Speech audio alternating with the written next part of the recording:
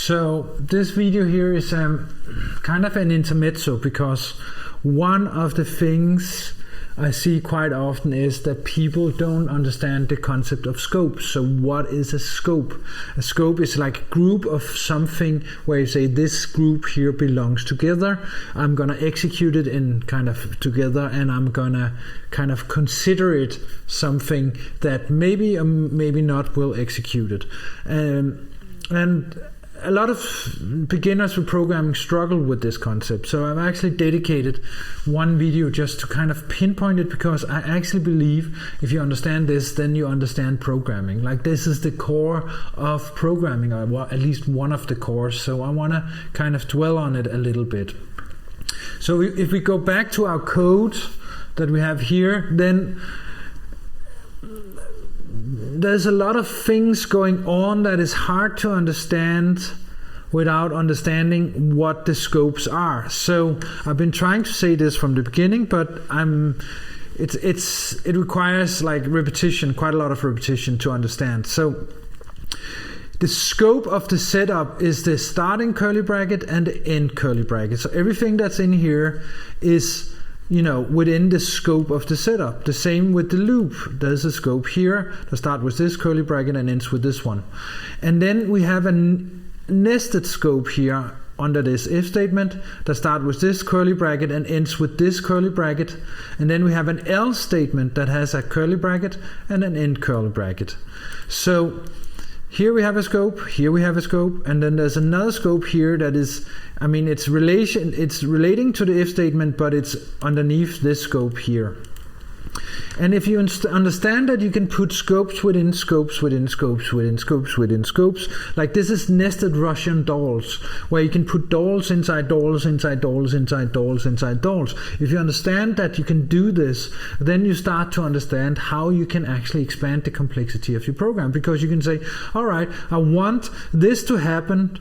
And then inside this one here, we can make another if statement saying something, but if something else is true, 3 equals 3 is true, then I want another one in here saying, okay, this should only happen if this condition is met and if this condition under this condition is met.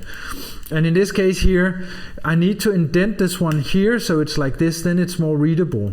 And when you're starting out programming, your nested scopes will be hard to read, because it will look like this. This is like every time I see a student's computer or something, and they have been reading some program, it looks like this, and it's super hard to see how this is nested.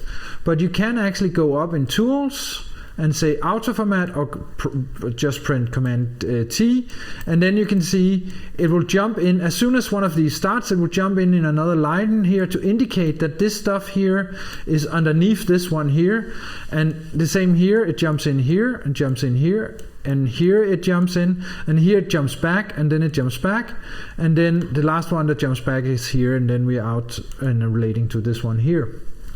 So if you understand this nestedness, then you start to understand what it actually means to program. And I cannot say this enough. You're gonna mess this up all the time. So for example, you end up having one curly bracket here, and you cannot see that it's missing here, and then you get confused because when you try to compile it, then there's something wrong. It says there's something wrong down here, and then you will add a curly bracket down here because you think, okay, there's a missing one. But now our scope structure is completely utterly messed up. Like I can't it's not even allowing me to okay, you can auto format it like that. So now you see, because I moved around with those curly brackets, it's a whole nother structure I have here, and it's not the one that we actually intended.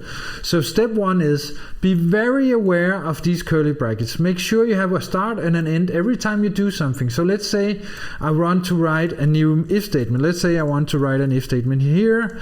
Let me just get some air. So this one is something like that. It's just checking whether 3 is equal to 3, which is stupid.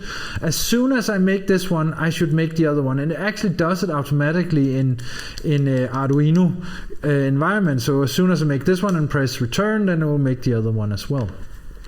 And it's very important that you have both of them, because if you don't have that one and you start writing your code, then you forgot to put it underneath, and then later on it's gonna confuse you quite a lot. So a lot of programming with this type of language is to have complete control of how you nest your different else if else statements, and be very clear about how they are nested. Further, I want to kind of talk about some few errors that happens quite often. So at some point you learn that this means that is the end of the command. So here is a command, and then you say end of command. And I mean, that is, if you go up here in setup, you can see there's 3 commands that needs to be run within this scope here. And all of them have a semicolon after them, because this is the end of it. And Arduino wants you to do this. You cannot just assume, like here it's complaining because there's no semicolon.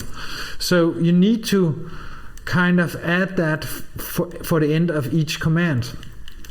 Even though that, I mean, for us as a human, it's enough just that it is in a new line, then we can see this is another command, there's something new going on here.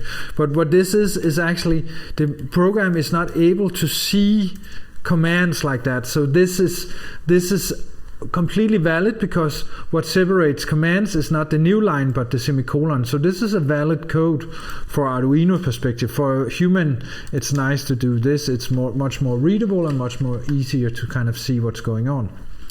So you learn that these semicolons should be after each command, and then then you start putting them everywhere. So you say, oh, I have an if statement, I need a semicolon here.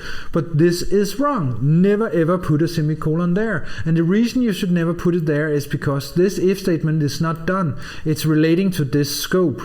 So as soon as you have a scope, you should never put a semicolon in front of it. Like when you have like a scope there should never be a semicolon. Similarly, there's no semicolon here in front of loop, and the same, in the same way. So there's no semicolon here, because then there's another scope that is related to the else here. So be very aware that you don't put semicolon after right before a scope start. So whenever a scope start, there's no semicolon, no semicolon, no semicolon. But everything else needs a semicolon. So this one here has a semicolon, for example.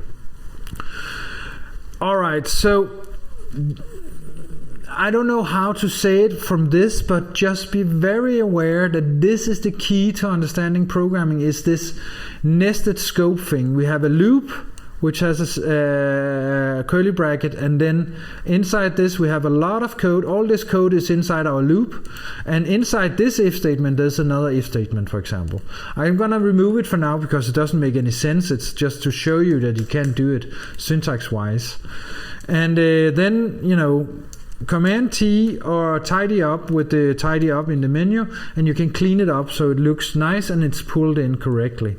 Further, be very aware where these are placed.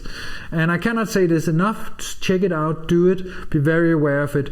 And you will mess it up in the beginning. And the only advice I have is test your code step by step. If you write a lot of code or you copy paste some code in, then the more you change before you test it, you end up with more errors, and it's harder to untangle it and figure out what went wrong. It's much easier to say, okay, I'm just gonna add one more line of code here doing something here, and then I press verify, checking that everything works, and everything works, then I write another line of code, and then I press verify, and so forth. So take it step by step and make sure that your code is right, that it's tidy, that the indentation is right, make sure that the semicolon is placed right, and so forth and so forth. And just to be clear, this is not code, this is just me writing something to illustrate that you could write another command there. Good. I think that is the essence of scopes.